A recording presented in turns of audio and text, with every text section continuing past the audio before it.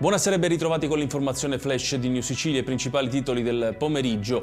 Nulla di fatto al congresso regionale del Partito Democratico che, riunitosi a Palermo, avrebbe dovuto votare le nuove regole congressuali, tra cui l'introduzione di primarie aperte per eleggere il segretario, linea alla quale si oppone fermamente l'attuale leader Anthony Barbagallo. Nuova riunione prevista per settimana prossima.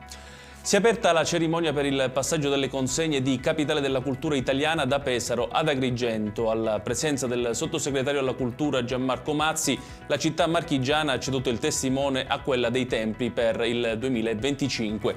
Raccolgo un'eredità pesante, sarà una grande responsabilità replicare quanto fatto da Pesaro, il commento del sindaco di Agrigento Miccichè.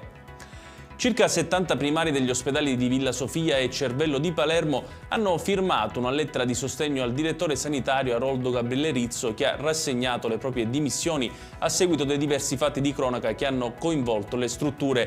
La missiva è indirizzata al presidente della regione Schifani e all'assessore alla sanità Volo. Adesso lo sport con le parole del tecnico del Catania Mimmo Toscano in vista della partita di domani al Massimino contro la Juventus Next Gen. Dobbiamo trovare continuità sia all'interno dei 90 minuti che delle varie gare. Dal mercato mi aspetto gente che abbia fame di vincere, ha detto l'allenatore rossazzurro. E chiudiamo con il meteo. Dopo giorni di cieli sereni tornano le piogge in Sicilia.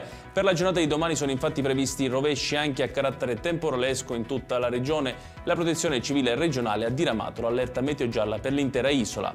Ed è tutto per questa edizione. Tutti i dettagli su queste notizie li trovate come sempre sul nostro sito www.newsicilia.it. Grazie per averci seguito e buon proseguimento di serata.